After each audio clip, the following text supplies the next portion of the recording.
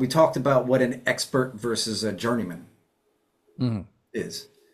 And whereas this is my general take on it, and we'll see how that rolls. An expert has to display knowledge to be trusted, and memory is important for the accumulation of knowledge. Hmm. And the clients trust that you will remember to take care of them as an expert because you're showing that knowledge. You also said there was a bit of performance to that Yeah. as well. So there was this great study done by a large furniture retailer. It was in Canada, and essentially they were trying to figure out why they weren't selling more large appliances. So these are your fridges and your stoves, right? Because these are purchases that they're not conditional, right? You need a fridge, you need a stove. So if you're shopping for one, then you're either moving into a new place or the damn thing broke down, right? So why are people leaving not buying a fridge or stove? That's the question, right? So they used hidden cameras, like just security cameras and stuff, and microphones to try to analyze what was going on. And I got privy to this study because it wasn't published academically, but I was able to figure out what they figured out. It was this outside firm that did a lot of data and crunched a lot of numbers, but at the end of the day, the conclusions were really, really powerful. So essentially, race and gender meant nothing. That that might make some people feel good. That makes me feel good. There was even somebody with a speech impediment, and he was one of the top salespeople. So it wasn't even like disability, things like that didn't play a role. But what did play a role is when somebody asks a detail about a product. Let's say if this TV is Energy Star compliant or something. That's one of the things that you can get there. If you didn't know the answer off the top of your head, and you had to go look it up, you cut your chances for making the sale in half. Hmm. And then every time you got to go look something else up, you cut the chances of making the sale in half again. Mhm. And it wasn't so much that they weren't getting the information quickly, but it's just in today's day and age, we ask questions to test the source's knowledge. And then we will take the recommendation of that source. So Because the opposite. otherwise you can just Google it. Yeah, but the opposite was also true too, because you can't Google what's the best TV, right? I mean, you can do that, and you'll get a whole bunch of recommendations, and they'll all counter each other, and they're all different, and you don't know which one's being paid for by the TV Right. manufacturers. But Mhm. if you talk to this person, you all of a sudden trust this person, they know their stuff. Then you ask them, hey, what's the best TV? And they'd be like, for your situation, I'd go with this, this, and this. 9 times out of 10, people will buy that recommendation if they trust the person. The way they get to trust, though, is typically they will test that person. They'll ask a few questions. What about this situation? What about that situation? And in their head, they don't think it's a test, but it is. And the customer's going to ask you a few questions. If you know off the top of your head the answer, then you've passed the test. And then whatever you recommend afterwards, likely they'll purchase. And if you fail the test multiple times, you're down to 25 to 10% chance of making the sale every time.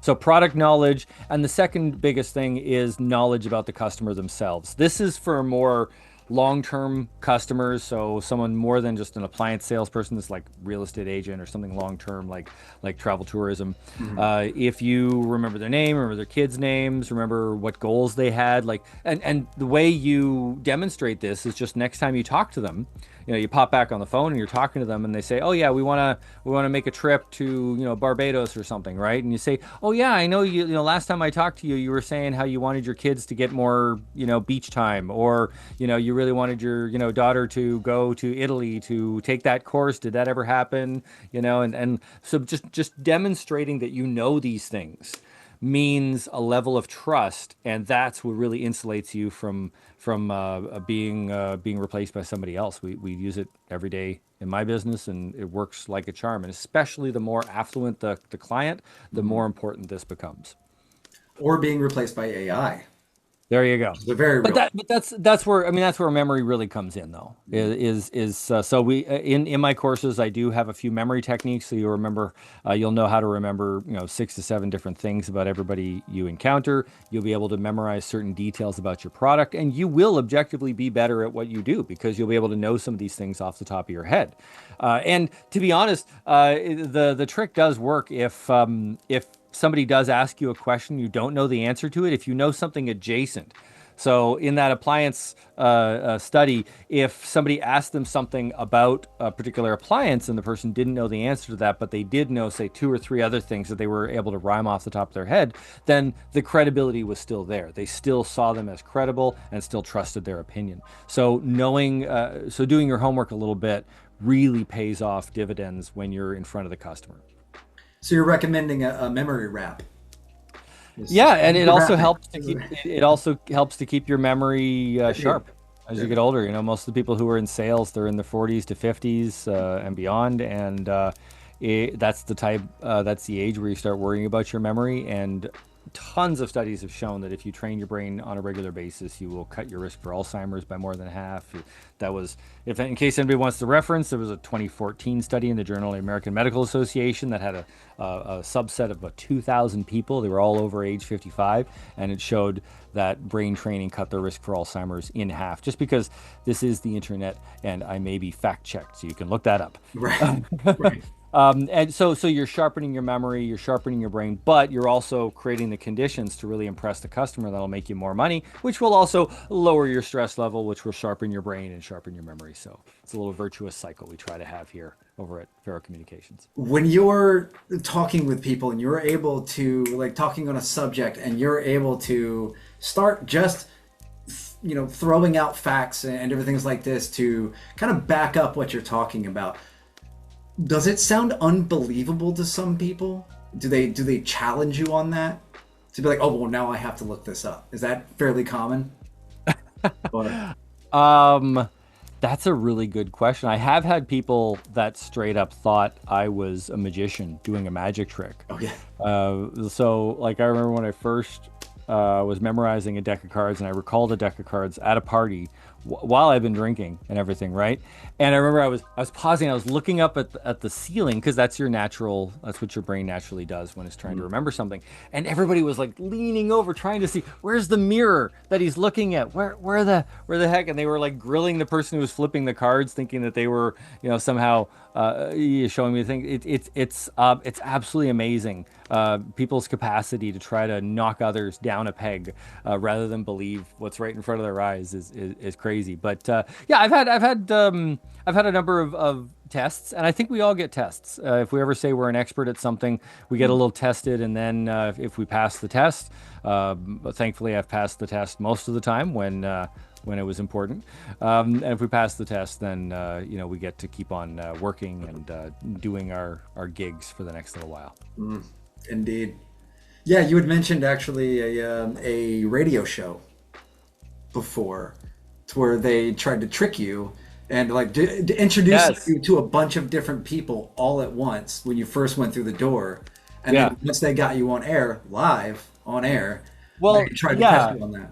It was funny because I went to the station, and then it was the doorman slash security guard person. Once he heard it was my name, he made a point to tell me his name, Hmm. right? And I read his name on his name tag, and I was like, okay, well that's really, he was really friendly, I guess. And then the next person shook my hand and told me her name and everything, and I thought, did they plan this ahead of time? And I was suspicious, but I linked up the names using the technique as I went through the place. And then by the time, yeah, they brought me around and toured, and I met a bunch of people. Everybody said their name, and I was suspicious at that point. And then when I got on the air, they were like, okay, you met 15 people here. What were their names? And I just started to rhyme it off. Right. Yeah, it's thankfully in that time I drank my coffee and I was awake, and I realized the game that was going on.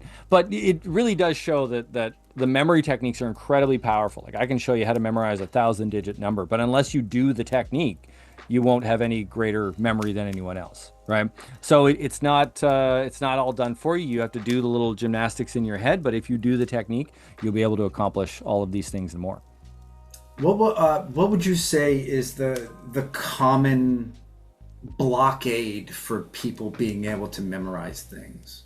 Would it be like the way that, like, common methods that people use and think that work, but they've shown no success to actually work? Well, I think that a lot of people think memory has to be boring, and that's the biggest mistake. They think that it has to be repetitive and it has to be boring, and there's no other way around it. So they end up not doing it because nobody wants that. Boring and repetitive is not what human brains like. So there is a different kind of memory. Yes, you can repeat flashcards over and over and over and over and get a result. The other more intelligent way to go about this is to unleash your superpower, is to be creative. And those are pretty much the only two things that allow us to store memories in the brain, as far as we can tell. The repetition, it's like pounding on a door. Eventually, the door opens, and your brain goes, "Okay, this thing's been repeated often enough. It must be important, so I'm going to remember it." But if you just get one knock on the door, and it's just so damn interesting, so damn powerful. Think of like a viral video or something where someone's kicking a football and it lands in the other guy's crotch or something, and it, like they freak out. Like you can't get that out of your head. That sticks. And it sticks actually because of a principle I call the tiger in the jungle. It's actually a survival mechanism. So a lot of people think that memory techniques work because you're tapping into emotions. That's been disproven, even though it's still written in some textbooks. I think the academics are quite a bit behind on this. Wait, so associating the memory with the emotion? Yeah, well, no, it's the idea is that these silly pictures are going to trigger your emotions, so you're more likely to remember something. Gotcha. What I've found actually is it's tied to a type of survival mechanism. So the reason why you remember something that's wild and different is because things that are wild and different back when we're hunter-gatherers were what helped us survive, right? So the argument goes this, it's called the tiger in the jungle. So imagine you're in a jungle, you're just walking down this jungle path, right? And you look to your left and you see a rock and you see a tree and you see, oh, maybe like there's a beautiful flower there and you see the path. And then on the right, you see a tiger and you see another few rocks and see a frog that's hopping. And then the tiger eats you because you didn't pay attention to the tiger, right? So the people who pay attention to the tiger and notice the things that are different in the environment rather than just, repetitive, those are the ones that survived and got back to the village. And the ones that didn't were the ones that were eaten by the tigers. So that's the survival mechanism that I use when I come up with a memory technique for someone's name or something else. Is you make the image so wild, so crazy that your brain wakes up and goes, "Oh my God, this is so crazy! I've got to remember it," and it triggers that same sort of survival mechanism. But it's survival because it's different. It's not survival because you're scared or emotional or anything. It's just your brain has tuned itself to just look at a whole field. Think of like the plains of the Serengeti, right?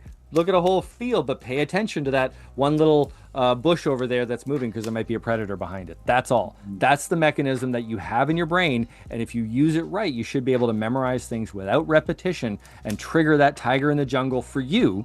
And yes, you can do it for something as simple as chemistry homework or some people's names, but you can trigger it and you can do it again and again and again. That's how people, walk into a room and remember hundreds of people's names or study languages or things like that. Okay.